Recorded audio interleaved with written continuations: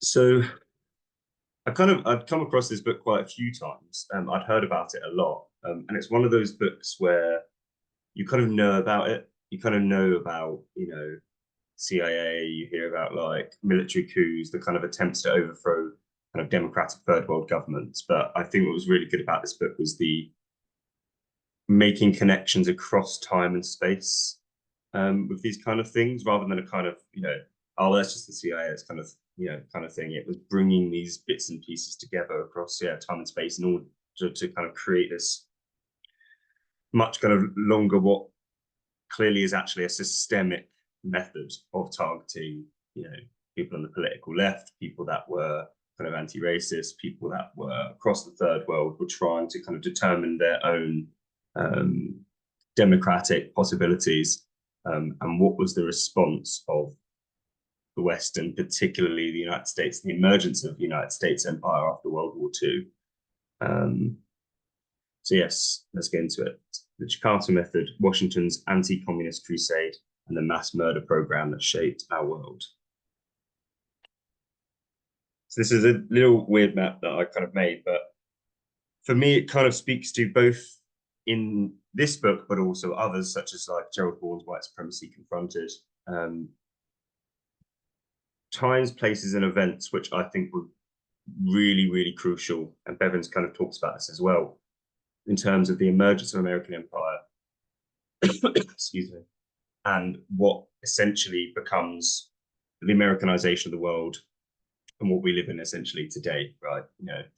I think it's something which can sometimes be missed, where we may talk about historical colonialism, but we don't talk about contemporary imperialism, and the fact that we live in a US, obviously, dominated world order, and that really continues to be the case. And so there's 4 key dates here, which are here in black. 2 of them Bevins points to specifically as essentially the kind of turning points, I think, in the Cold War. So Bevins looks at Brazil in 1964, the coup d'etat, and then in Indonesia in 1965, which is obviously a central premise of this book. But I've also added in Congo in 1960, which he speaks about, which is the overthrow and the assassination of Patrice Lumumba, and then the military coup in Chile against the government of Salvador Allende in 1973. And Bevins kind of makes the point that Brazil and Indonesia, 2 very large, very powerful countries within the third world, very large populations, very large countries in their respective kind of regions geopolitically. And he kind of argues that essentially after these countries turned from what were essentially kind of left nationalist, third world, kind of leaders in the third world movement, especially after the Bandung Conference in 1955, it was the turning of these countries through American-backed military coups, and the kind of brutalities that followed them that really changed the essence of the Cold War. And I think essentially after, especially Congo and Chile as well, and then also I've added in kind of Israel too, that these are the kind of the key geopolitical kind of changes, I think, that basically the Cold War, essentially, or the way it's structured, essentially it was moving towards an American-led kind of world order by this point, right? These are some of the largest countries and most powerful countries, some of the most important geopolitical countries, like such as American planners in the late 1950s, early 1960s, recognized that Indonesia, for them, despite America being in Vietnam, Indonesia was more important geopolitically than victory in Vietnam was. So I think these things are important. So the birth of Indonesia, Bandung, Sukarno, and the Third World. So we'll start off by basically talking about, okay, well, what is the relevance of Indonesia to the Third World, its importance, its kind of rise as a power in Southeast Asia, towards the development of the Third World movement. So we've got a cool picture there of Nehru, so Nkrumah, Nasser, and then Sukarno here on the right, who's known as the founding father of Indonesia. So Indonesia was the first country after the Second World War to declare independence from colonialism on the 17th of August 1945, after almost 350 years of Dutch rule. So they elected Ahmed Sukarno as president, and he is known as the founding father of Indonesia. Similarly to such as the Vietnamese, Indonesia had been colonized by the Dutch.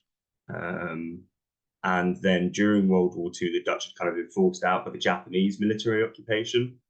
And it was through the kind of liberation struggle against the Japanese that the Indonesian kind of nationalist movement came together and were like, okay, well, we're not just looking for independence from the Japanese, we're looking for independence from colonialism writ large. So after they pushed the Japanese out, the Dutch, as the French do obviously in Indochina, turn around and go, okay, well, thanks for that. We can kind of come and recolonize you now. And it's not until 1949 that actually they are forced to recognize Indonesia's independence.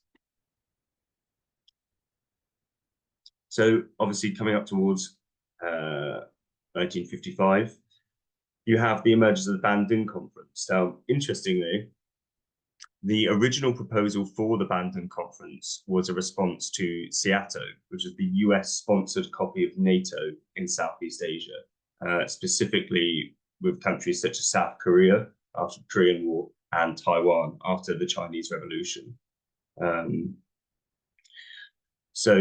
However, the invitation list soon widened to become the Afro-Asian Conference. This ended up representing about 1.5 billion people, if not half of the world's population at the time. Interestingly, because of its initial emergence as a response to the expansion of US empire in the region, particular countries were not invited. So kind of because China came, Taiwan didn't come. Because North Korea was involved, South Korea didn't get involved, or the Democratic People's Republic of Korea was involved. And interesting, Israel wasn't involved either, which is an interesting thing to about because you have many representatives of the Arab world turn up as well. So it's a very interesting kind of, I think, representation Bandung, not only the emergence of the third world, but the emergence of the third world in the context of opposition to ongoing colonialism, and kind of formal administrative colonialism in the third world at the time, but also this kind of placement of the United States. Right? So there's a lot of this kind of talk around what is the United States going to be as a major geopolitical player in the third world, essentially after the Second World War. After the Second World War, you have the beginning of the collapse of many European empires. The United States emerges as the most powerful country or empire in history after World War II. And there's lots of conversations about what actually is the role of the United States. Interestingly, both Sukarno and also Ho Chi Minh in their independence speeches reference things like the American Revolution in trying to kind of influence the view of America, saying, look, we're just like you. We did this anti-colonial revolution as you did, or at least they thought that America did, kind of referencing 1776. We're just like you. See, we're kind of key players, right? We're in kind of responding to European colonialism. We're on the same side, right? This is the kind of a lot of view of the people that were kind of going into Bandung, kind of trying to work out what's going on with the United States here. Is the United States going to actually support us, or is the United States going to be another imperialist power like the Europeans, which very, very quickly was starting to be exposed that yes, it would be. So Sukarno declared it, the Bandung Conference, the first intercontinental conference of so-called, and I think that's interesting. So in the actual audio speech, he says so-called colored peoples in the history of mankind, right? So Indonesia was seen by both the third world, but then also American imperial planners as one of the global vanguards of the third world movement and against neocolonialism. So obviously, you have lots of members of the third world, lots of countries which are still under European colonialism or fighting wars of liberation at this period. And so the conference is obviously very, very focused on the struggles against neocolonialism, struggles against imperialism, and Indonesia being one of the largest countries in the world, one of the most populated countries in the world. It was very, very important to this, right? I mean, Bevins makes a point of this, of the fact that the thousands and thousands of countries which make up modern Indonesia, nothing was really holding them together apart from Dutch colonialism, right? So these are different ethnicities, religions, languages, like people, cultures, and it was really the independent struggle against colonialism, kind of in a Fanonian sense, that brought these kind of emergent Indonesian peoples together into this national revolution, right? So I think this is also a key part that I kind of wanted to emphasize, particularly from Bandung. So we've got the 10 principles of Bandung there, which is essentially, how we're going to work together and how we're going to work together in terms of the ongoing confrontation with imperialism and colonialism. But I thought this part, this is a quote from Sukarno, was particularly important because again, he's not just saying, okay, well, colonialism's done and now we need to deal with colonialism after, which I think a lot of scholars kind of writing colonialism, or at least some, now have this idea of, okay, well, formal administrative colonialism ends and now we're just dealing with the kind of fetters of colonialism. Yeah, he says, I beg of you, do not think of colonialism only in the classic form which we have of Indonesia and our brothers in different parts of Asia and Africa knew. Colonialism has also its modern dress in the form of economic control, intellectual control, actual physical control by a small but alien community within a nation. It is a skillful and determined enemy, and it appears in many guises. It does not give up its loot easily. Whatever, whenever, and however it appears, colonialism is an evil thing and one which must be eradicated from the earth. So you can see the kind of radicalism that kind of Bandung is holding, right, against colonialism, but also the fact that they are very, very clear, and this is an important thing that actually goes through this book with the Jakarta Method, that many peoples, and Fanon obviously talks about this in Wretched as well, right, saw it as it's not just the struggle against colonialism.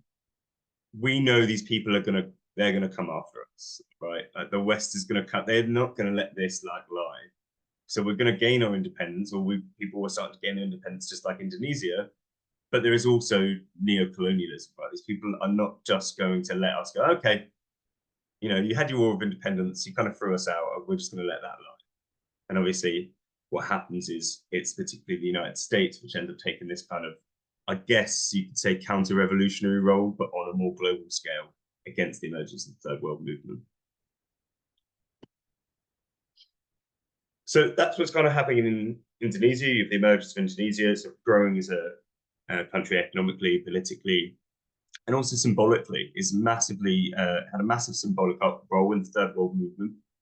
In fact, interestingly, it was Patrice Lumumba. It was after the Bandung conference that Patrice Lumumba and then many African leaders went back to Africa and went, okay, right, we know what we have to do. We need our independence. They saw Bandung, they saw the energy of Bandung and countries kind of coming together and speaking out against colonialism, for independence, for kind of this international solidarity and working together, and decided, okay, this is what we need to do. And so Bandung and Indonesia were incredibly important in their kind of vision of this growing third world movement, right? This kind of third way between, or seemingly third way between the Soviet Union and the United States. However, with the emergence of the United States after World War II and the establishment of the CIA, basically very quickly, at least underhandedly, the United States starts making a decision about what it needs to do with these emergent third world peoples and nations, right? So when you have the emergence of the CIA in 1948, which also itself, the actual headquarters of the CIA built off of the dispossession of Black communities itself in order to actually build the Pentagon and so on. The CIA's original operations were intended for the Soviet Union. It was to stop Bolshevism, to try and overthrow the Soviet Union. This is very clear, basically, immediately after World War II. So the CIA's original operations targeted Eastern Europe and North Korea, often recruiting battle-hardened Nazis, places like Albania and places like Ukraine, and heavy anti-communists such as in South Korea. However, the problem was that these operations usually ended in total failure. They'd pick people up or they'd recruit people in the Eastern Bloc, send them over, and then they'd basically just be disappeared. So they were very, very unsuccessful at this time of kind of trying to specifically go after communist states. That essentially the communist states were too well prepared. They had too much of a kind of grip on surveillance and counterinsurgency. They had intelligence systems, things, right? They had systems which they could actually respond to the counterinsurgencies of the CIA. So it didn't go very well. So the CIA then is kind of in this position where they're like, okay, well, we need to kind of respond against communism. We need to be trying to overthrow communism, which is essentially the whole point, their reason for existing. So where else can we now start targeting in order to kind of not only target communism, but kind of prove we are actually an effective organization? Because so far this actually, this hasn't been effective. And the first kind of real one where they have a big success is in Iran, in the overthrow of Mohammad Mossadegh in 1953. So Operation Ajax, as it was called, this operation proved the organization's utility to the US government, the US government's role in the Third World, or rather the CIA's utility to the US government. So interestingly, although this was something that was pushed by the British, originally the British basically go to the United States. They're like, okay, we'll put this guy Mohammad Mossadegh. He's wanting to nationalize kind of geopolitical resources, oil and things, gas and kind of natural resources, which are going to be used for the productive development of, the people of Iran. We don't like that. And initially, the United States is not necessarily too interested in getting directly involved in countries which are not openly aligned with communism, in kind of preventing their kind of independent development. They're not straight away being like, okay, we're just going to go overthrow these guys. What Britain does is basically turns around and goes, well, there's communists in Iran. And at the time, Iran had quite a powerful, influential communist party at the time. So one of the main, or one of the key reasons, rather, at least, that the CIA basically goes towards the overthrow of Mohammad Mossadegh using things like black propaganda, kind of military and espionage, things like that, to overthrow the government and install the undemocratic Shah, was specifically an anti-communist ideal initially. Britain obviously had its own geopolitical and imperial reasons, but it's interesting that it was anti-communism specifically that kind of roped the CIA into doing an operation like this. And it's similar to then what happens in 1954, a year later, in Guatemala. So in 1954, the threat of communism was also used to support the military overthrow of the liberal government of Arbenz for implementing land reform. And I think this is an important case as well, where when we think about the CIA or America kind of overthrowing governments, it can kind of be seen as, okay, we're just overthrowing the left, we're just overthrowing communists. When actually many of these cases, particularly in the Third World, these people essentially were not communist aligned, or not always anyway. You have people that basically want national independence. Arbenz, for example, talked about wanting to turn Guatemala from a feudal country to a capitalist country. But obviously, there were lots of economic interests, competing economic interests, such as United Fruit Company, which was going to be nationalized under Arbenz, right? And so this, as well as this kind of what was seen as an emerging threat of communism, at least this is what they said in Guatemala, is what led to his overthrow and the establishment of a military coup. But interestingly, at the time, the CIA are basically in their back channels going, we know there's not actually communists, but we're going to use that essentially to justify our military overthrow. And this is also a similar thing that happens as well. The kind of very idea of communism, the ideal of communism, the symbolism of the Red Scare, which obviously, again, this is right in the middle of McCarthyism. If we go back to the United States, right, we have people being targeted, academics being targeted at the time in the United States during this period. Communism is the symbolism that's used to justify overthrow, even if they're openly saying we know this isn't the case, but we basically don't want what we see as radical economic reform, even if it's not communist, right? Interestingly as well, in Guatemala, it is the first time, or at least the first time we have records of disappearances being used by the government, as well as the United States providing kill lists for communists directly to the military government. So they provided a list of people who were known communists, known dissidents who they wanted eliminated, essentially. And this is then very important going on not only into Indonesia, but also the history of basically state terrorism in Latin America as well, in which disappearances becomes a staple of military dictatorships such as Pinochet's in Chile.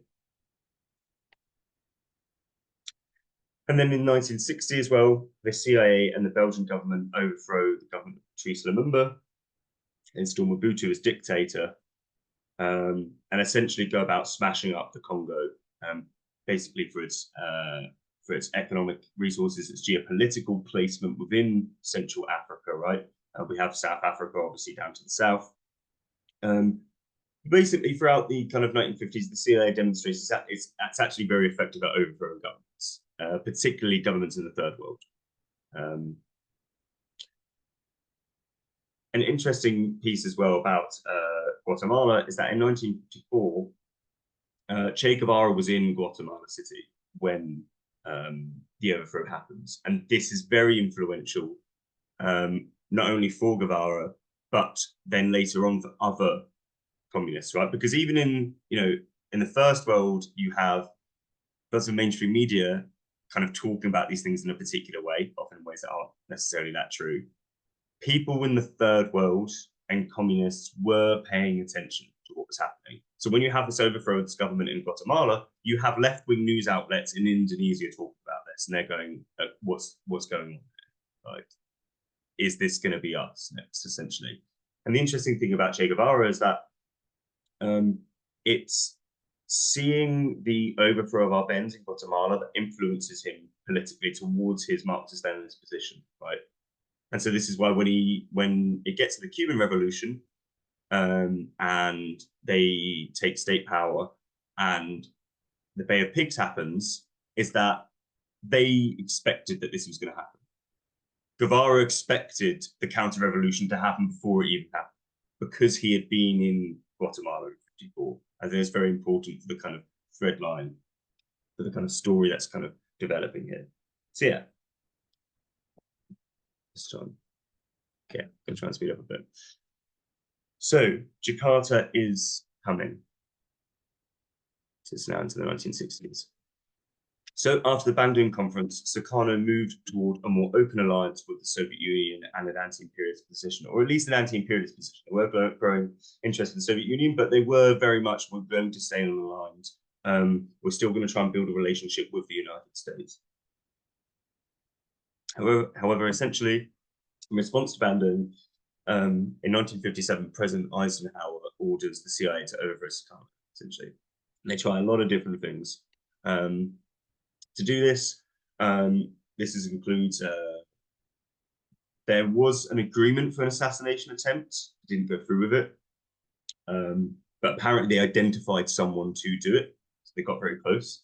There's a strange story about the CIA creating a porn film of Sukarno. They hired like a Mexican actor, put a mask on him, essentially made this porn film and wanted to sell the story that Sukarno was not only a sleazebag and sleeping with all these people, which was ironic because Sukarno had a bunch of wives and was known in Indonesia as sleeping with lots of women, and nobody really cared, right? So this kind of gives you a view of like the kind of imperial psychology that was going around at the time. And that, well, not at the time now, but also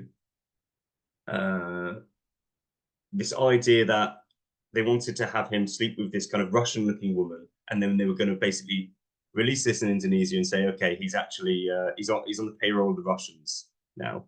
The film, from what Bevins says, the film was made, but it wasn't released, and not because they thought, okay, maybe this is actually really disingenuous and a bad thing to do, but because it was so ludicrous that they basically came to the position that no one was actually going to believe in Sukarno. So it's one of the many ways and the kind of things the CIA would be pulling out to kind of try and overthrow Sukarno. One of the main things they did, though, was that the CIA backed a military rebellion in many parts of Indonesia from 1958, including the bombing of Ireland, the direct bombing of islands by US pilots, which were leaving from sites such as, I believe it was Singapore and potentially Thailand as well. And the idea was to break up the country. They basically were like, okay, we need to break up Indonesia. It's becoming too powerful. We're having difficulty overthrowing Sukarno. And as we see with the picture here, the guy on the left in the white t-shirt was essentially a CIA pilot who was caught by the Indonesians.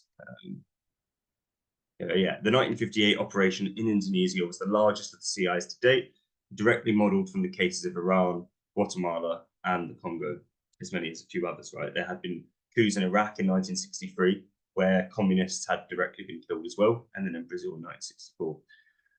But the interesting thing here again is that essentially what happens is Indonesia is still trying at this point to maintain good relations with the United States. People start saying, and it is implied to members of the US Embassy in Jakarta that, hey, we kind of think you're trying to overthrow us. We think that, there's this rebellion happening and there's been, these people have weapons and they have planes, which we don't think they do.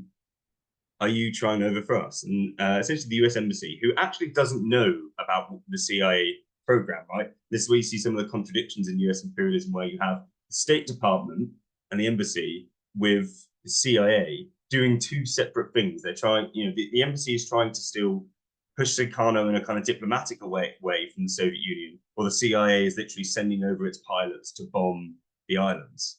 And it's, not until 1958 that a CIA pilot crashes on one of these islands, is caught with all of his CIA documentation saying who he is and why he's there. And so then they throw their hands up and go, okay, yeah, we were trying to actually overthrow you. And so they have to stop that mission. So far, this isn't, their attempts to overthrow Sukarno is not being successful. So in the failure of the coup, the CIA and the US government turned to a different strategy to overthrow Sukarno and stop the Communist Party's success, which is what I'll go into the next slide. So both the CIA and MI6 carried out black propaganda, anti-communist campaigns to provoke confrontation between the PKI, which was the Indonesian Communist Party at the time, and the military. So they're openly saying, we want to create a clash. These are the kind of terms used within lots of this documentation. We want to create a clash between the PKI, which is an unarmed political party, and the military, which is an armed force. And they're very, very clear about their ideas and the intentions of what happens when an unarmed force clashes with an armed force, okay? So this is the kind of thing that the CIA is trying to manipulate in Indonesia at this time. So just a bit of background on the PKI, Partai Komunis Indonesia. So under Sukarno's rule since independence, the PKI, Indonesian Communist Party, had been growing in support across the country. Okay, this was a mass-based, legal, ideologically flexible party that rejected armed struggle, which was very much participating in elections in Indonesia. And it was the third largest communist party in the world. And I think this is something which is very surprising to me when I read this book, The Jakarta Method, because you hear about, what the CIA is doing, you hear about this kind of anti-communist crusade, but I hadn't really heard much about the PKI. And PKI is a truly incredible party, right?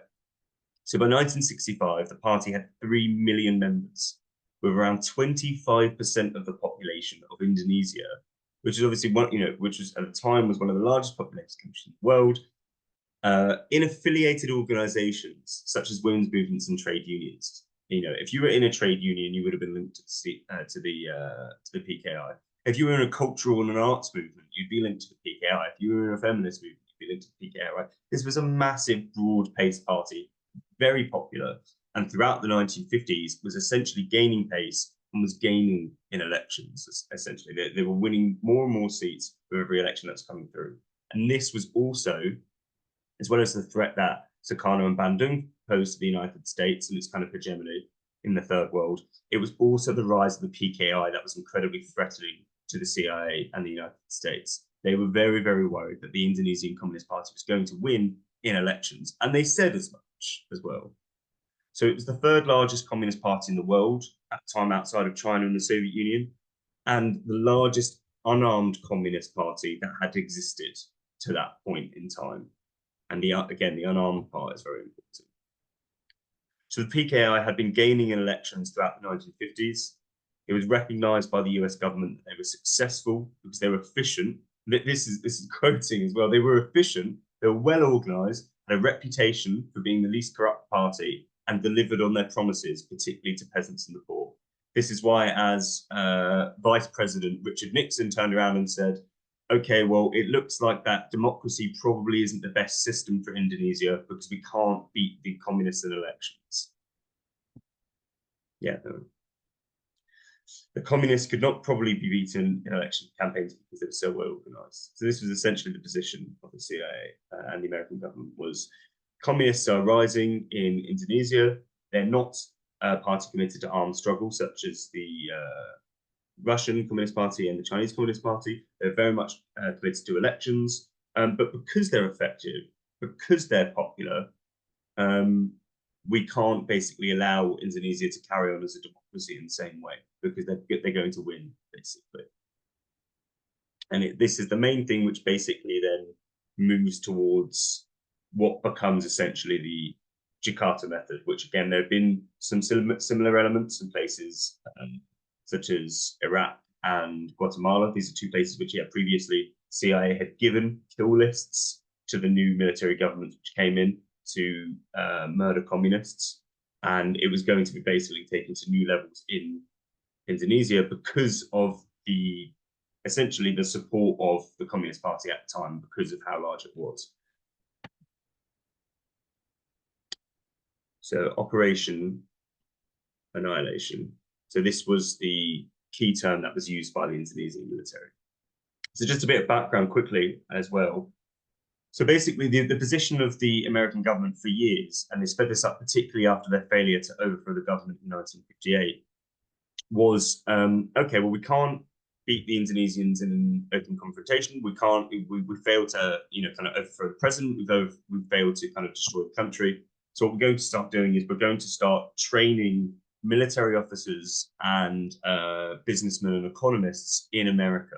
We're going to send them back essentially with anti-communist, pro-American, kind of pro-capitalist like ideology. And this is what happens to a lot of military trainers. They go to, I think it's Fort Leavenworth in the United States. They're basically trained in anti-communism and counterinsurgency. They're given drugs, they're given money, they're given all these kind of different things to basically get them on the side of the Americans and then send them over to fill the ranks of the Indonesian military, which was very, nationalist. There wasn't a problem with the Communist Party. Most people supported Sukarno. The Indonesian military had been part of the national liberation struggle, right? So it was very much a counterinsurgency attempt to try and make a wedge between members of the Indonesian military and also members of the business class or kind of economic and academic classes and the kind of broader Indonesian society and kind of third world movement. So this kind of clash that MI6 and the CIA are talking about wanting to happen, kind of pushing between the Communist Party and the military, essentially happens. The way it happens, Bevins describes, is essentially that we know there was some kind of conspiracy. The story doesn't make sense. And the CIA and also the Indonesian military have not declassified all of their documents relating to this, right? So there's still information we don't know about what is going on here.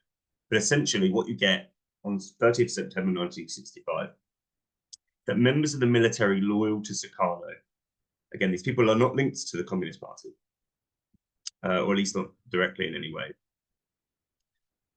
murder high-ranking army officers to prevent what they see as a right-wing counter-revolutionary coup. Because lots of these military generals are going over to the United States, they're coming back.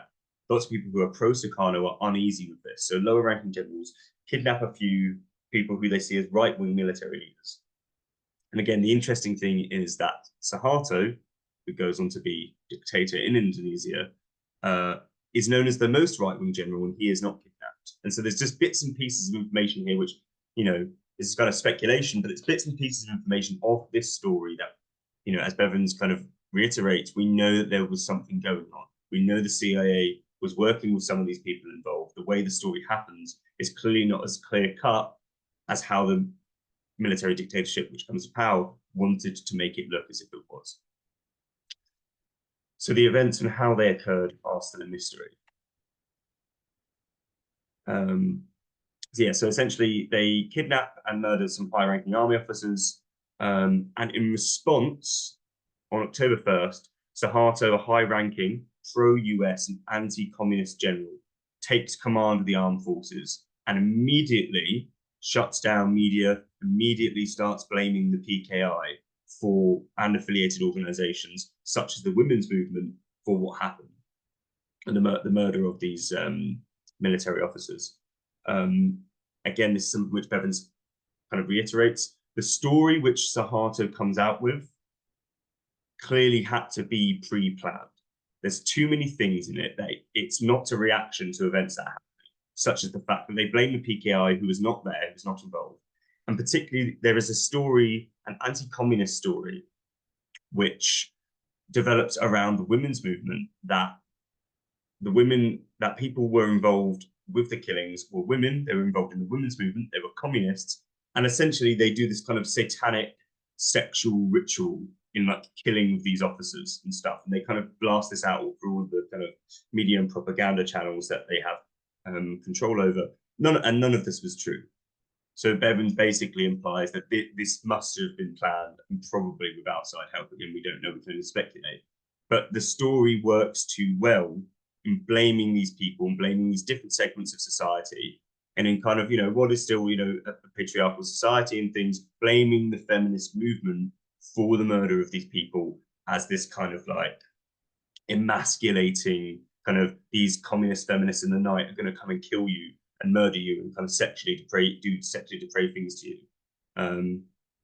Which there is a similar thing which happens in the 1930s in Brazil at the same time. And there's this kind of anti-communist stuff about communists are going to come in the night and they're going to kill you and things like that, right?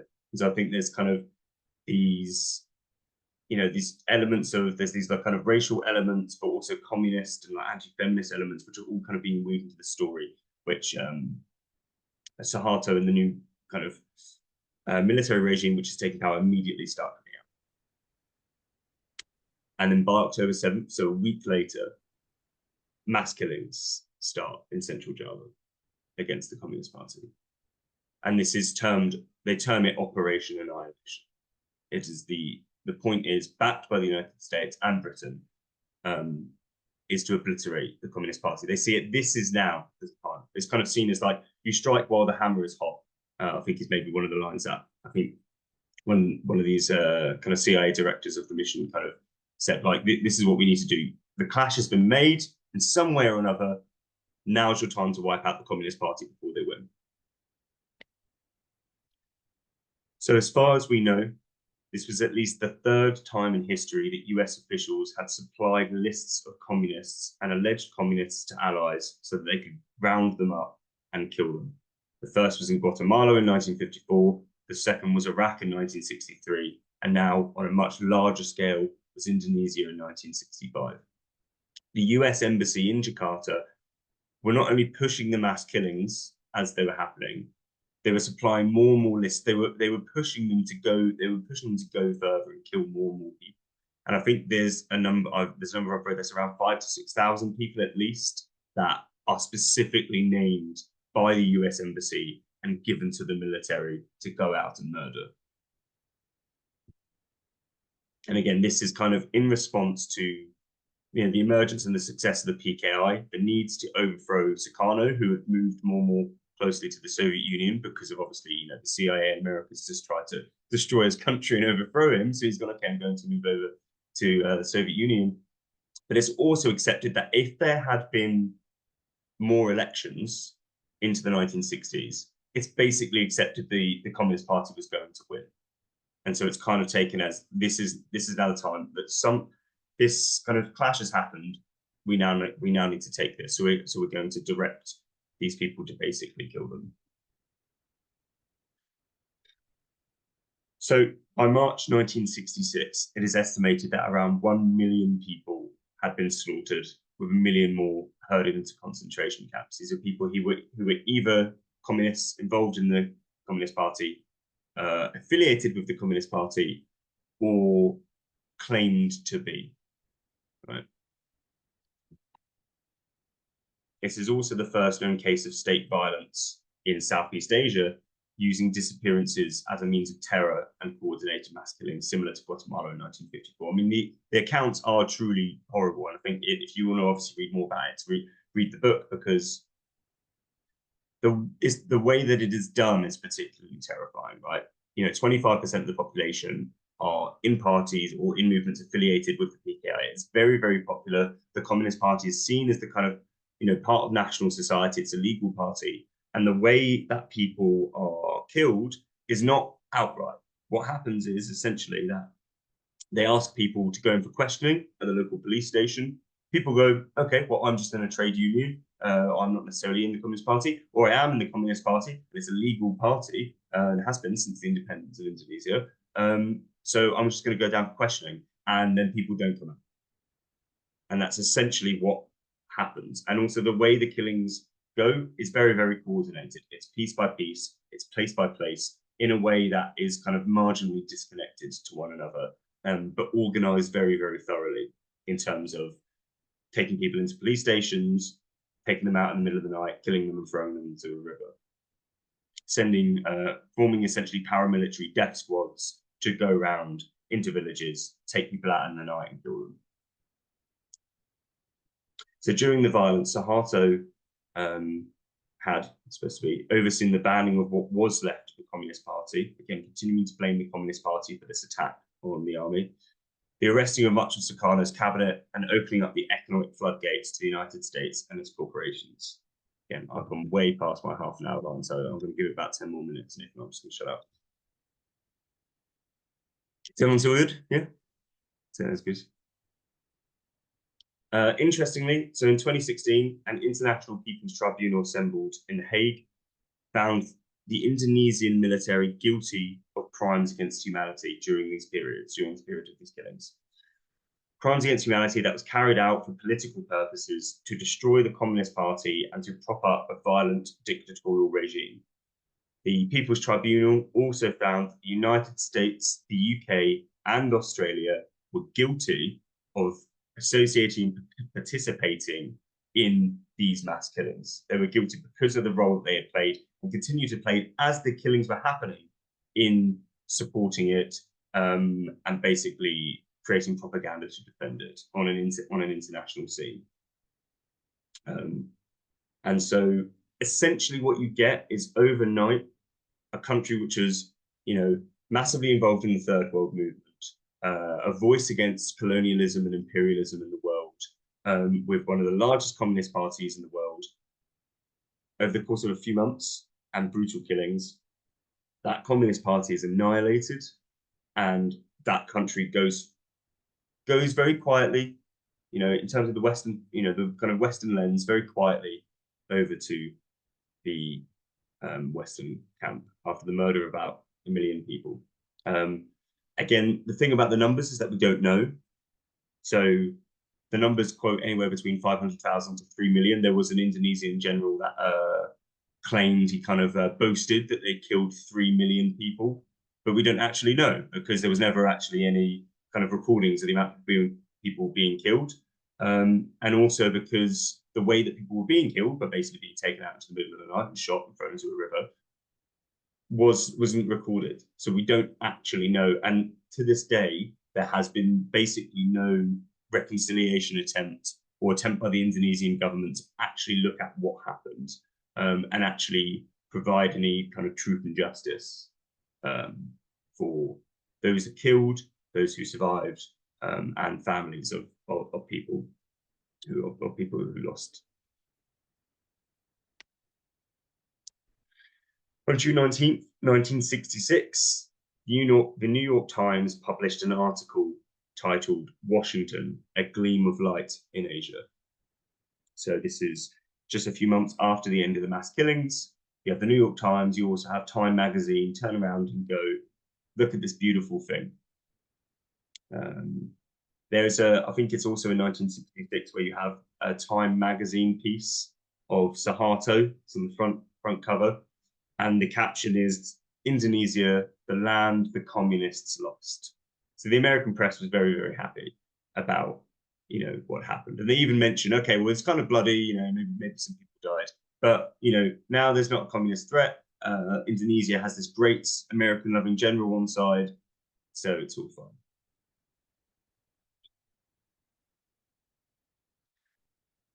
So it's then seen this is very effective, right? This is going on to obviously the theme of the book, or the main theme of the book, the Jakarta Method. The Communist Party was very successful. It was winning elections. It is annihilated with backing in CIA and MI6 and Western governments. And basically, there's basically no consequences for anyone. They clearly win. They clearly get exactly the CIA and the American government get exactly what they want. They get a pro-American government. Indonesia opens itself up for economic exploitation, kind of moves to a position that's kind of pro-imperialism and pro-US foreign policy. And they go, okay, well, this is very effective.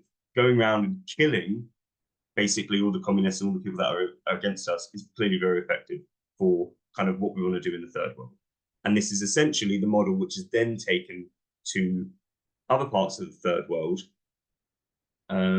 at least around 20 countries, of mass murdering leftists, communists, or supposed leftists, in order to basically bring about the kind of political condition and economic conditions you want in the country. So a key example of this is the case with, as you can see here, with the bombing of the presidential palace of Chile in 1973.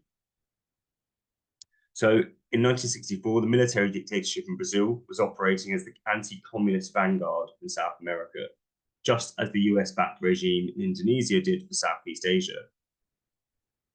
In 1973, the US, Britain, and Australia backed a military coup in Chile against the socialist government of Salvador Allende.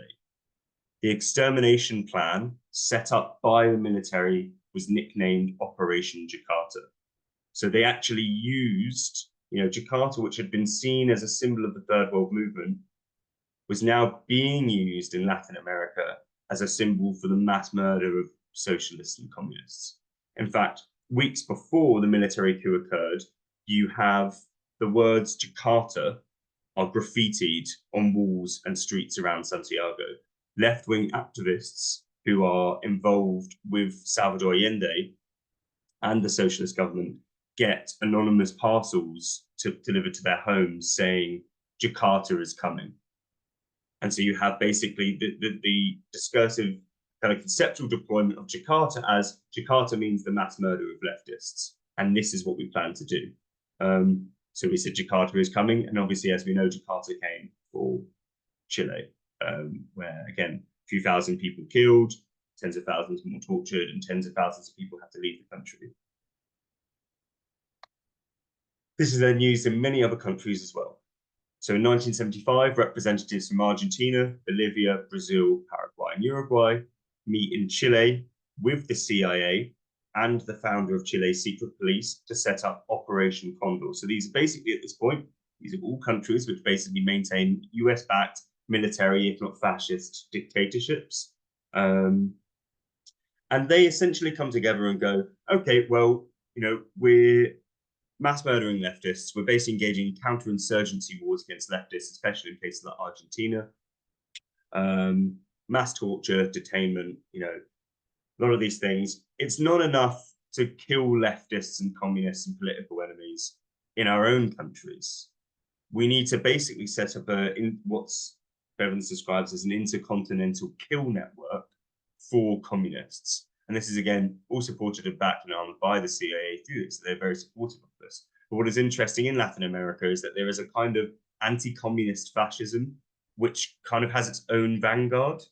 It's not as if the CIA is just directing this. The CIA is supporting this, but they're also going, yeah, we want to kill communists in order to basically maintain military control here.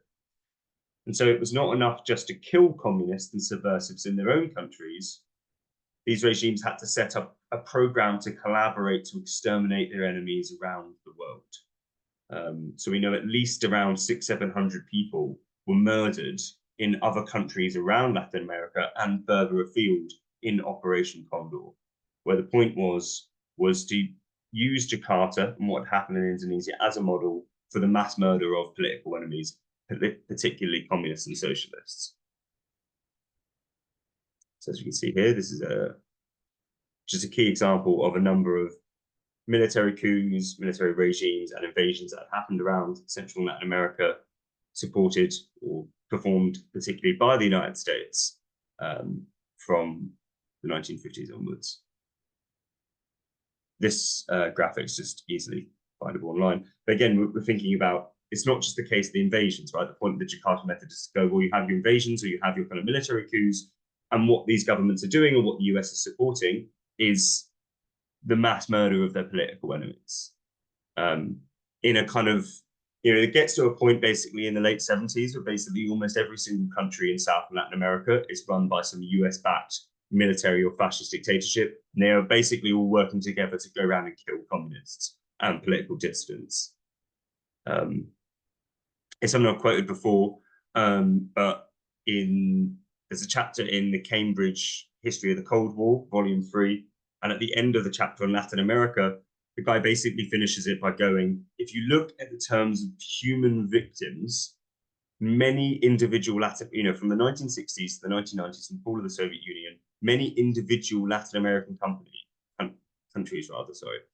many individual Latin American countries are more vicious, have more victims than the Soviet Union during this entire period.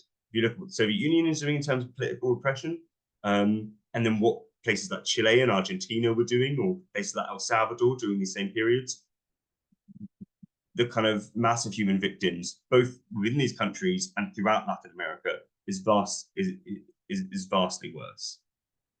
So it gives us, again, this kind of perspective of the way that we think about the kind of global geopolitical scene, the way we think about human rights, and the way that this story has kind of been manufactured, the way that kind of the Jakarta Method has been kind of erased from our historical and political consciousness.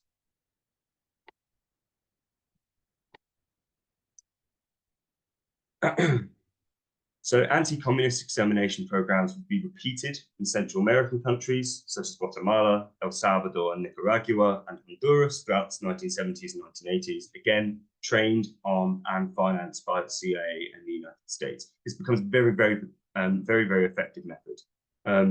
Although I'm not aware of Jakarta being cited particularly in these cases, in South America, the Jakarta method, or what's called maybe the Indonesian solution, was consciously kind of accepted. It was consciously known that, okay, this has gone well in Indonesia, where they basically killed all of these people. So I just go cool there. We basically killed all of these people, and so this is clearly effective for what we're going to try and do. And the CIA and the American government can't do this. The Guatemalan genocide was legitimized with both anti-indigenous and anti-communist racial philosophy. So it murdered over 200,000 people from 1978 to 1983.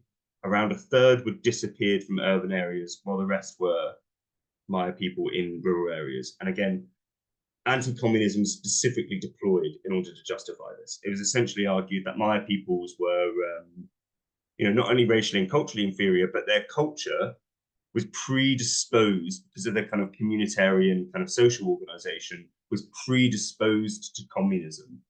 And so this was also another legitimating factor in their extermination by the Guatemalan military regime. So the methods that were used in Central America in this period reflected the defining features of Operation Condor, with many sent to Chile for training in anti-communist counterinsurgency tactics. So you truly have what is essentially an intercontinental mass murder, mass torture, kill network, with regimes such as Chile, Argentina, and Brazil kind of taking this vanguard, with arming and financing from the United States to do this. So it's estimated that during this period, from the kind of 70s throughout the 1980s, at least around 400,000 people were murdered in Central and South America as part of anti-communist extermination campaigns over this period, with thousands more tortured and fled as refugees. Again, and I think it's important here to remember, as in the case of Indonesia, when we're thinking about numbers, and it's not just about numbers, right? But this is not from wars. This is not from like collateral damage. This is from people systemically being targeted and murdered for being communist, linked or kind of linked to this kind of notion of like anti-communism. This is the kind of direct coordinated mass murder of people that's being included here. So this is quickly just a key map that Bevins uses for around the world. Of essentially, again, these are numbers which are specifically numbers of people who were mass murdered, not from wars and things like that, right? So take, for example, the case in Vietnam of Operation Phoenix, which is a CIA essentially torture and assassination and mass murder program that's used in both North and South Vietnam. The number of people killed here are not killed as part of collateral damage from the war. These are people who are systemically targeted, tortured, killed, and assassinated because they're seen as left-wing dissidents or communists. Right, I'm almost done. Another point to kind of make about all of this is that, as many of us obviously know and talk about, there is massive inequality between third world and the global north. And Bevins' point is that the Jakarta Method isn't the whole thing, but it's clear this is a massive part of the story of the world we live in today, of why we're here, and how, as a graphic like this could appear, with the continuing mass and growing inequality from the 1950s and 60s, out of the emergence of the Third World Movement, anti-imperialism, anti-colonialism, people and countries taking power of their own productive forces. The Jakarta Method was one key element in part of the kind of turning of the tide of national liberation and third world movements and decolonization, and the rise of kind of, the influence of Marxist communist forces around the world. And the Jakarta Method was clearly a major element in the destruction of those potential possibilities. And it's something that we need to kind of fathom when we're thinking about not only history, but also where we are in our present moment. So just to finish up, so how did we win? You killed us. So this was essentially an interview which Bevins had with one of his Indonesian participants, where he basically asked them, okay, so America, we basically live in an American-run world. How did this happen? How did we win? And they turned around and go, well, it's very simple. You killed us. You came in, you killed us, and anybody who was left was basically too scared to speak out. And that's basically how you won the Cold War. This is a quote from Bevins. So the Cold War ended mostly because of the internal contradictions of Soviet communism. I do want to claim that this loose network of extermination programs, organized and justified by anti-communist principles, was such an important part of the US victory that the violence profoundly shaped the world we live in today. All this depends on what we think the Cold War actually was. I think this is important in thinking back to Gerald Horne's White Supremacy Confronted, right? When he kind of pictures the Cold War as essentially the struggle of socialism and national liberation against imperialism and white supremacy. And I think a book like the Jakarta Method very, very much brings those parts out as well. That kind of, what are the features of what we understand the Cold War to be, if we look at it through the dynamic of something like the Jakarta Method. The Third World Movement and the International Communist Movement had their own internal contradictions. We know this, but it was also crushed, in some cases exterminated. And the world we live in today is a world that's built in that violence. And something that Bevins always tries to emphasize, right? This is not just killing for the sake of killing. These are not events that happen that we turn around and go, okay, this is very bad, and we feel bad about it now.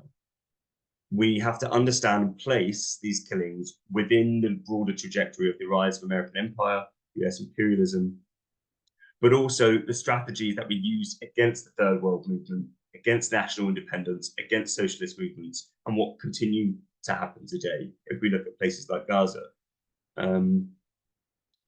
that these were not incidental to the emergence of the world we currently live in, but the world we live in was fundamentally dependent upon such violence as this, right? You know, the ability for American-backed military regimes, such as those that rose in places like Indonesia or Chile, could only maintain their power, get into power, maintain their power through methods such as the Jakarta Method, through extermination and liquidation of people who were a threat to them. And the people that were often a threat to them were left-wing, were socialists and communists, radicals in many respects. So I just want to, I've got a few more slides, but I'm going to end it now because I've been talking way too long. But I want to end this with a quote from Nkrumah and Neocolonialism. In place of colonialism as the main instrument of imperialism, we have today neocolonialism. The essence of neocolonialism is that the state which is subject to it is in theory independent and has all the outward trappings of international sovereignty. In reality, its economic system and thus its political policy is directed from the outside. One more slide, give me one more slide. So just to finish off with a quote from Bevins, this is towards the end of the book. Many of the global left-wing groups that did survive the 20th century decided that they had to employ violence and jealously guard power or face annihilation. When they saw the mass murderings taking place in these countries, it changed them. The major losers of the 20th century were those who believed too sincerely in the existence of a liberal international order, those who trusted too much in democracy or too much in what the United States said it supported rather than what it really supported, what the rich countries said rather than what they did. That group was annihilated. And so he kind of leaves that as a kind of, I'm not making a particular political point or saying that we should have, say a particular variant of socialist politics, but this is the case. This is just the case that the socialist groups, which were not armed, which didn't basically establish defensive Marxist-Leninist states, tended to be annihilated, and usually on these terms. And it's kind of like, we kind of have to do with that information what we will. So yeah, sorry I've been speaking too long, and I hope that was useful in some way. Is this all back? Are we back to normal now? Oh no, we're not.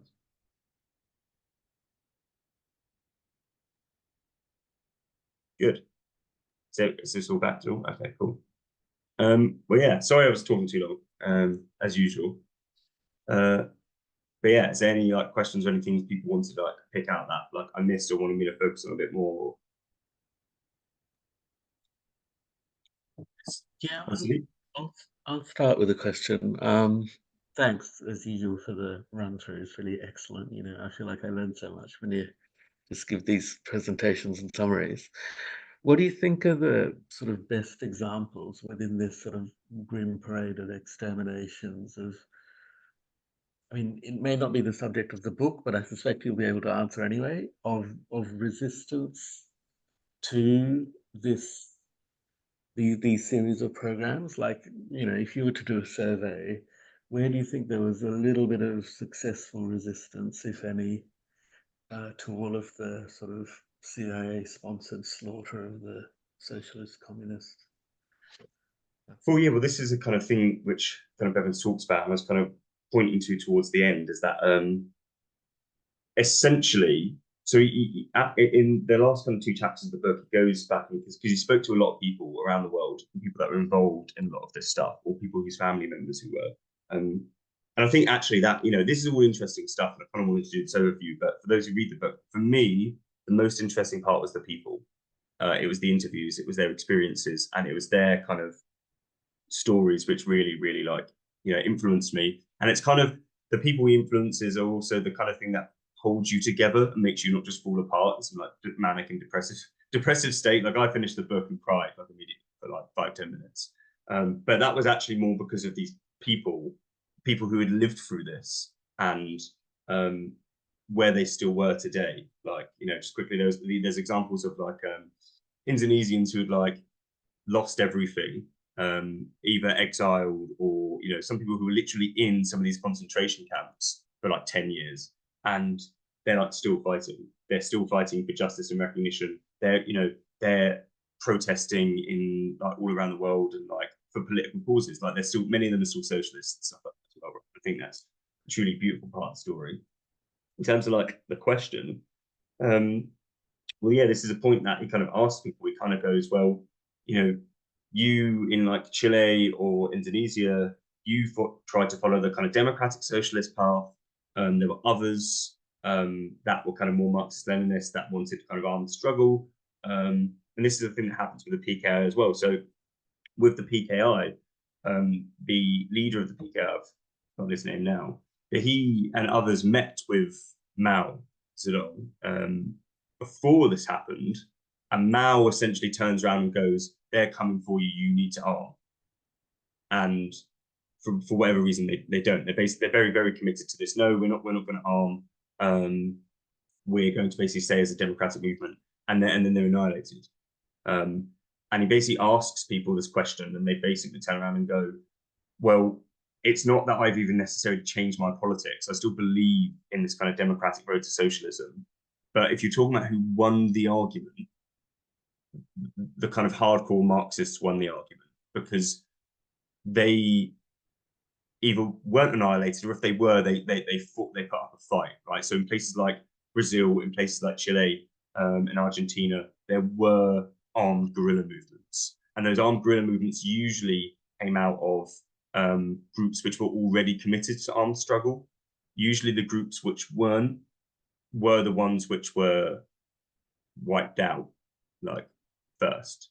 And then basically these other groups basically go underground and start basically guerrilla like counterinsurgencies. So particularly in places like Argentina employs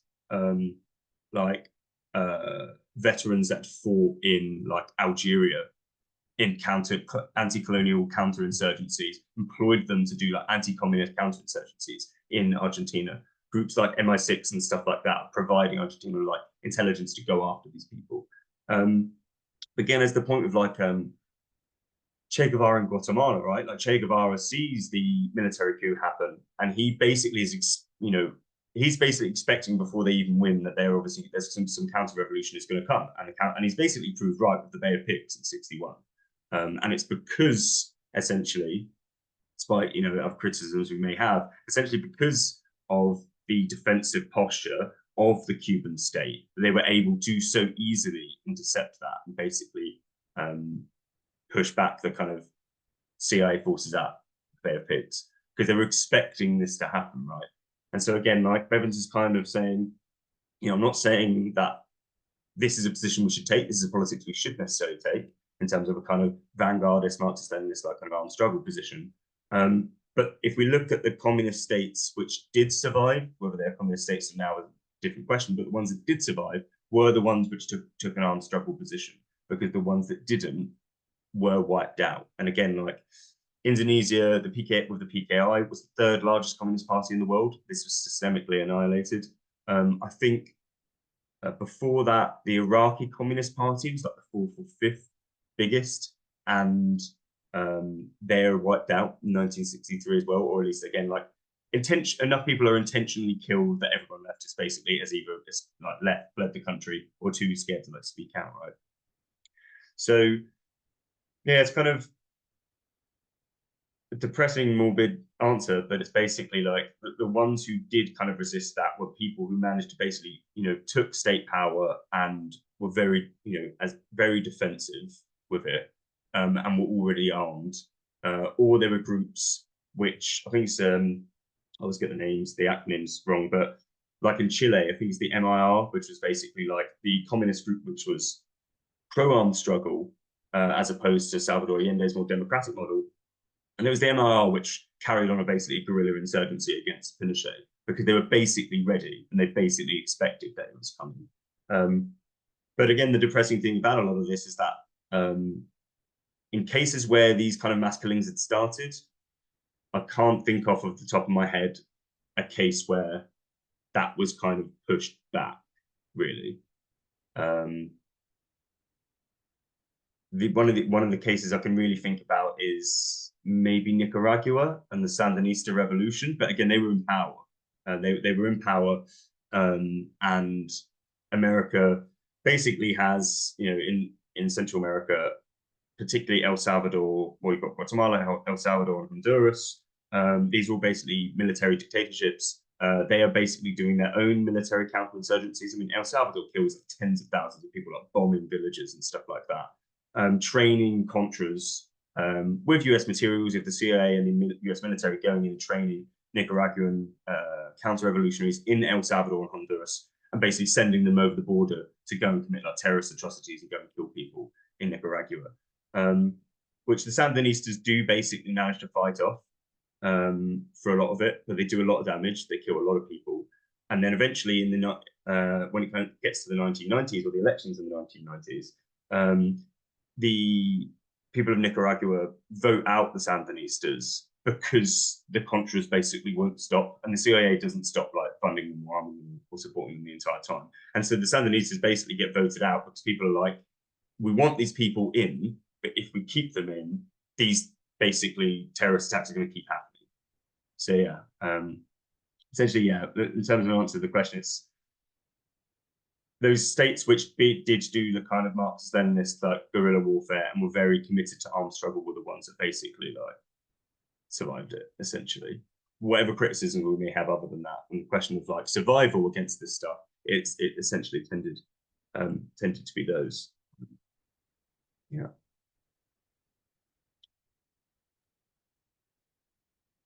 I have a question. So you talked about, thank you very much for covering most of the book and what it entailed, but you talked about how this methodology keeps evolving and now it's being applied to Palestine.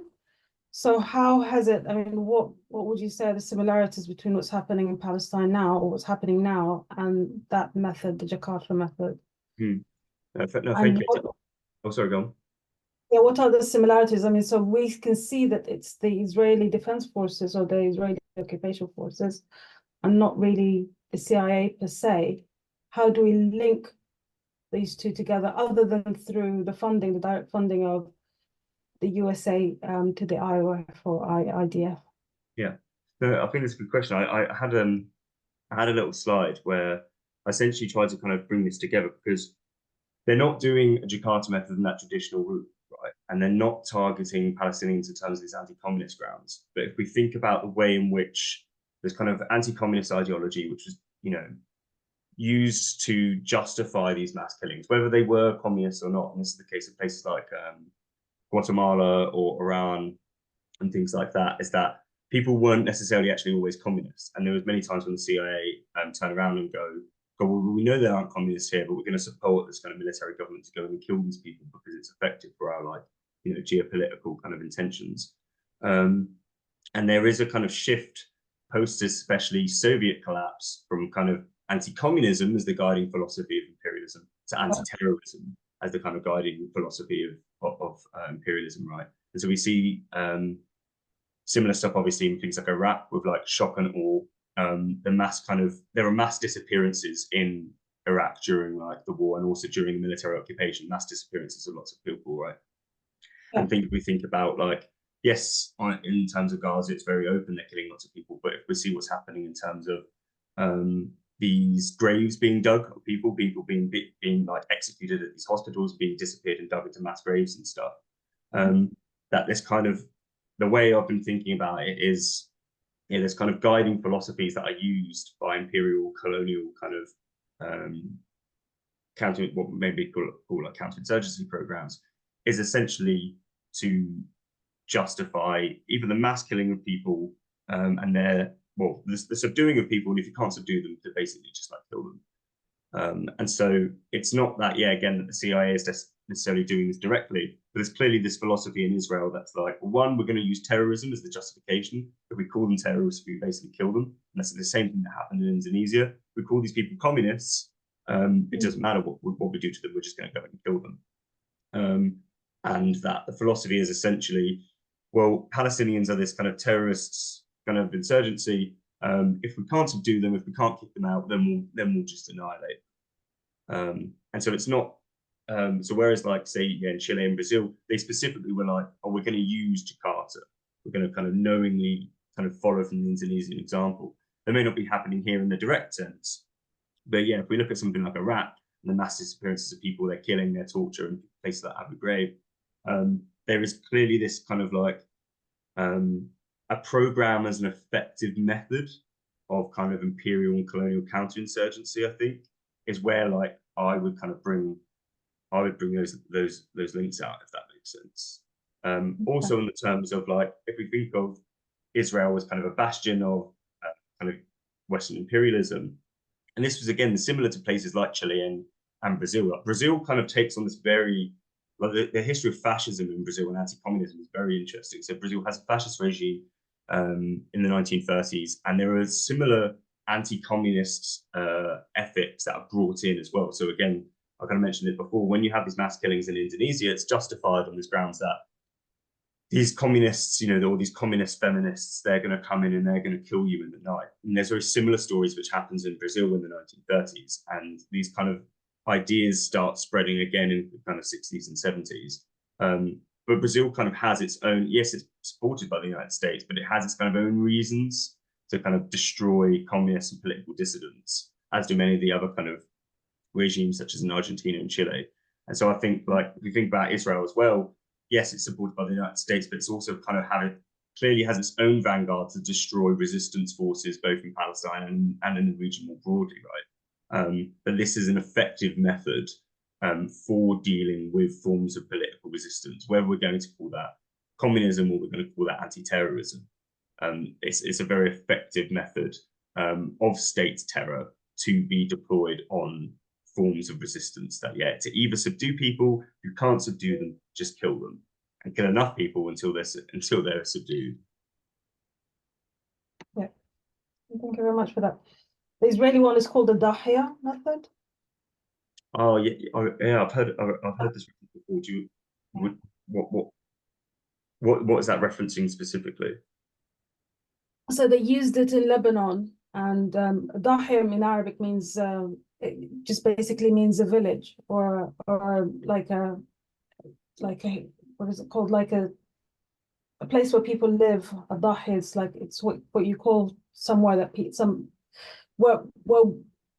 the rural parts of Lebanon are called a Dahya. And so the Dahya method is they bombard. It's a bombardment method, and it destroys human life. It destroys all the infrastructure that supports human life as well as human life, and everyone is considered part of the enemy.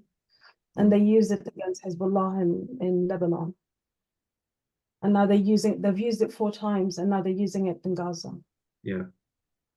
No, thank you. Yeah, no, I think that makes a lot of sense in terms of kind of us expanding our understanding of what this kind of method is. So in these cases, in Indonesia, maybe like mass killing in that sense, and then in cases like Palestine, Lebanon, and Iraq, it's like again like shock and awe. Like kind of we need to basically shock the enemy, basically to subdue them, and those we cannot subdue, we basically need to annihilate with brutal force. Yeah, thank you. John, Yeah, again, thanks so much for the presentation. That was I really appreciate your insight. I'm halfway through the book myself, actually, and have heard lots about it, so it was really good to hear like a big kind of scoping argument of it. I think so kind of I've got a question related to what Tom's commented on the chat, which is about the kind of the radicalization hypothesis. And the kind of counterterrorism assemblage of the last kind of 20 years or something seems to be driven quite a lot by notions of virus and immunology. Is that something that I haven't really been looking for that through the book, to be fair. I guess when I go back to it, I kind of might. But is that something that you've picked up with the kind of anti-communist, like the kind of the fight against communists, all in inverted commas. Yeah. No, yeah, no, I think that kind of the discursive language of, yeah, as you're saying, like virus and things like that is very kind of effective here. And I think in drawing together this kind of mapping of a kind of ideological framework for its justification, say from anti-communism through to anti-terrorism, I think that's a clear way that we can, I think, see these similarities. So I think it was Kissinger that basically talked about containment and the domino effect, and that basically things like the war in Vietnam, and then the kind of, you know, near-genocidal assaults in places like Laos and Cambodia were essentially premised on this idea as well. His foreign policy on anti-communism was very much premised on this idea of if we allow communism to basically flourish in these places like Southeast Asia, then it will keep expanding because it's so popular, right?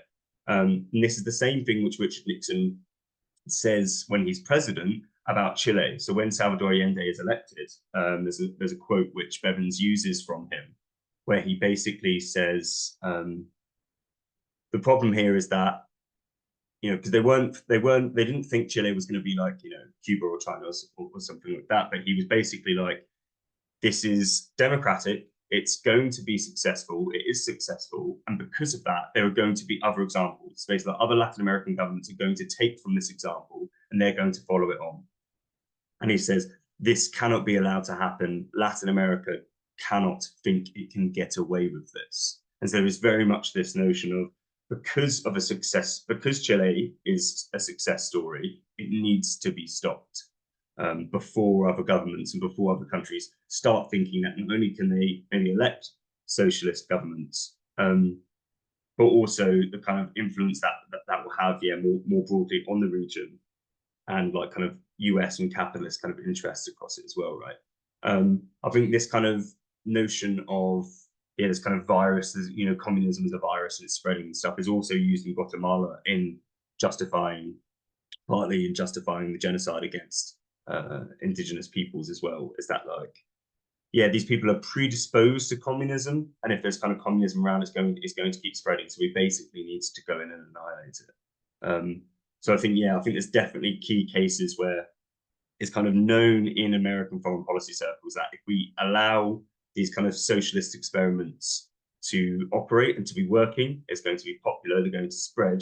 And so the way we need to basically stop this is either through something like the Jakarta Method, or something outright like a war such as Vietnam, right? Is that we either go in and we kill them all, and if we can't kill them all, we basically smash the country so much, we destroy its productive forces and its capacity to basically hold itself together so much, that at the very least we kind of stop its expansion, right? This is also part of the point of like targeting somewhere like Cambodia. Yes, it was to hit like Viet Cong like supply lines, but it was also this notion of kind of the communist ideology of the Vietnamese is spreading to these other countries, so we need to basically go in and annihilate it and stop it from spreading. And so, yeah, I think this notion of like anti-terrorism and the way that's linked in obviously with forms of resistance throughout the region, such as like Hezbollah and Hamas and things, is like, yeah, this thing is a virus, and so it basically needs to be cut out. And there's a lot of the same kind of discursive strategies again deployed very similarly with, yeah, kind of either communist insurgencies or kind of left-wing socialist governments as well, is that we need to stop this before it goes too far. And yeah, the kind of overthrow of the Jakarta Method is clearly was found to be a very effective way of doing this. As I said kind of briefly as well, the targeting of the Sandinistas had the kind of same logic under Reagan as well. I mean, the Sandinistas were basically also called terrorists, which is interesting. So they're both communists and they're also terrorists. And so the idea was, well, we need to basically overthrow the Sandinistas, and if we can't overthrow them, we basically just need to keep throwing, you know, everything at them until they basically stop. And this is essentially what happened here in the 1990s, where their own people vote them out because they're so worried that this basically like terrorist war, which had killed like 40,000 people at the very least, was so effective and continuing. So yeah, I think yeah, it's something that I want to try and do in my work as well, is that there's clearly some link in terms of like imperial planning and imperial frameworks, how we think about the stuff of going through from this kind of anti-communist philosophy through to an anti-terrorist philosophy, even if there are kind of differences.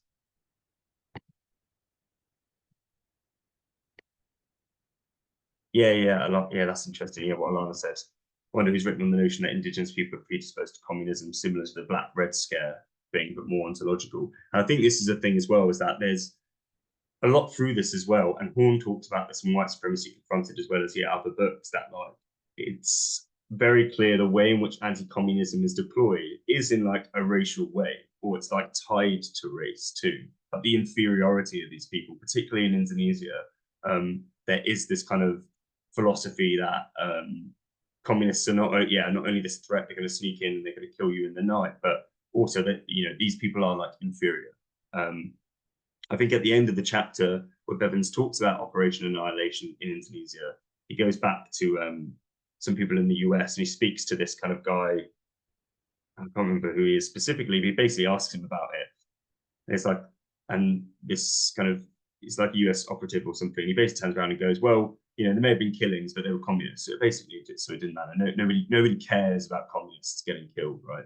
And so I think when we're looking at the work of someone like Gerald Horne, or the case of Guatemala specifically, it's very interesting the kind of way in which race is deployed, either through or with anti-communism, to kind of discipline people's humanity. And so also, it's basically okay to exterminate them. And again, I think this is another link, as like Namar was saying as well, say with the resistance forces in Palestine, Lebanon, and elsewhere. Oh, well, because these people are terrorists, obviously we know the racializing kind of philosophy here, because these people are terrorists, they're basically inferior, it's okay to annihilate. And that's very, very clear that this is also then deployed throughout the kind of cases of the Jakarta Method. It's okay to go and annihilate these people in their countries because they're communists. Was there any other questions or any other thoughts people had? Yeah, I had a couple of things. Maybe the thing which people haven't talked about, Kieron, is periodization. Because I was looking at that chart of global inequality, and I was struck by the way in which all of the dates that we might draw a line at, like, I don't know, 1973 Chile, or 1975, which people often use for the start of neoliberalism, or 1989, they're not really registering. So I was wondering whether there's any sense he gives in which how this kind of argument might make us think again about how we periodize this period. Does that make sense? Yeah, and I've been thinking about that a lot. Could you maybe just expand a bit more on the question? I've been thinking about it. Yeah, so I suppose okay, how should we go about this? If we take the rise of US imperialism from 1945, then people might say, oh well, there's a big change in the mid-70s with the shift from the kind of post-war consensus to the neoliberal model of economics. And actually, they would say maybe that was, there was a test version of that imposed in Chile in 1973, and so maybe we sort of draw a line there and we see a shift. But actually, it's thinking, well, lots of the things that happen in Chile are clearly happening in the 60s elsewhere.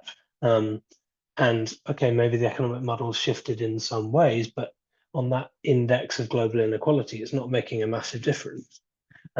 Likewise, 2008, even, there's that little bump in 2008 in that chart, but then it carries on up. So then you think, okay, well, all of these big dates that people, or 9/11, I guess, which people at the time seemed to think was a kind of shift in geopolitics, doesn't really register, which I think is kind of obvious anyway. But I wondered, and yet you don't want to just say, oh, well, it's just all the same. Like anti-communism is just the same as the war on terror, or, and there's no changes. Clearly there are, but we're used to chopping this period up in different ways, economically or geopolitically, and it seems like his argument is suggesting that really there's quite a lot of underlying continuity that would direct us to different shifts, I suppose, or maybe he would say it's all just kind of one thing. No, I think it's a really, really important point, and it's something I've more and more been trying to bring into my work, like, because yes, it's like, you know, looking at the nature of these histories, but and Bevins talks about this, is like I start from 1945 because I'm trying to make a particular argument, but he's like, you know, you very clearly could go further back, right? Like there are kind of dictatorships throughout Latin America that are supported by the United States before this, for example, right? Or the elements of anti-colonial counterinsurgency and the elements of kind of like racial philosophy is used to justify the stuff is kind of, again, it's all undergirding it. And I think so far, well, there was, you know, just to bring him in, because I need to bring him into everything. There's that line from Cedric Robinson where he talks about, you know, the periodization of history, and that would kind of do, you know, he basically talks about like centuries and time as like a catchment for events, but its limited utility though passes when we go from the ordering of things, that is its chronological sequencing, to the order of things, that is the meaning of its significances, to how we understand history, right? And I think that's really important what you're saying about this, you know, changing our methodological inventories in the way we think about history and time, the connection across time and space, right? So to say, you have this kind of anti-communism or anti-communist insurgencies and say like Guatemala and like or Iran, and then obviously at the same time you have the Black Red Scare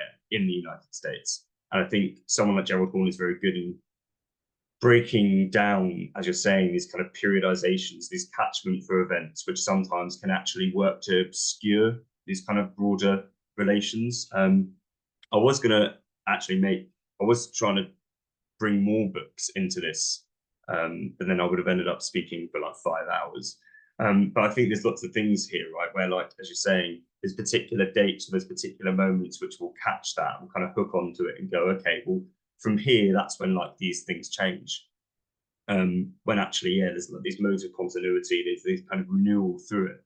And I think some of Alana's work, actually, particularly her piece where she takes from Robert Nichols, talking about recursivity, the idea of these recursive processes where it's you kind of have a feedback loop in the development of these historical sociological processes where, yes, there's kind of continuity, but there's also like newness in the development of like these principles and these practices, right? And I think it is very important for us now actually to start reorganizing, as Robinson says, the meanings and significances of these relations of between, you know, these spaces in time and space between them. There's a line in White Supremacy Confronted where Horne kind of does this as well, where he links as this line linking 1688 with the development of race and the expansion of the kind of free trade in Africans to 1776 and the kind of emergence of a kind of white supremacist regime in America to the Haitian Revolution in the late 18th century to the Russian Revolution in the 1917, right? And it kind of weaves this kind of new set of relations together, right? Because it's kind of, we can have the events and we can know the events of it, but the important thing for us to be thinking about methodologically and changing our kind of narratives of these things is to change the kind of significances we apply to them and their relationships, you know, across time and space. And I think, again, yeah, as you're saying, this is what's important. It's not to say that the anti-terrorism of the current moment is the same as the anti-communism. It's very clear that these things across time and space are kind of moving and adapting and changing in different ways. You know, CIA and American empires, you know, previous to that, European empires is kind of big overarching thing, but there are also obviously local elements that are kind of connected together. And so I think it's kind of our job now to start attempting to kind of weave these things together and, I guess, produce alternative orderings of these histories. And so, yeah, I think that's very important. And I think, you know, kind of, I guess, the key point of this book, again, is to say, you know, it's not to say that the Jakarta Method is the thing, but it's one clear, very effective element that has been deployed and continues to be deployed in new ways that we need to be taking account of in terms of kind of trying to understand the dynamics of imperialism and resistance.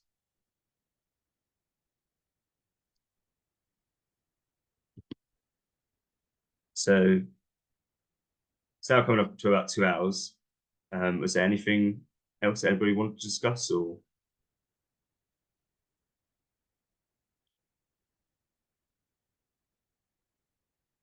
I think we're all good. Okay, well, Lama. Well, thank you very much. It was very interesting. Yeah. I need to finish reading the book. Yeah, thanks, Kieron. It was really good. And Thanks, yeah, Kieron. Yeah, thank you I very have much, to drop guys. in and Yeah, out. thank you. Yeah, thank you all for coming. We'll and thank share you the all for- recording later on. Yeah, oh, well, that's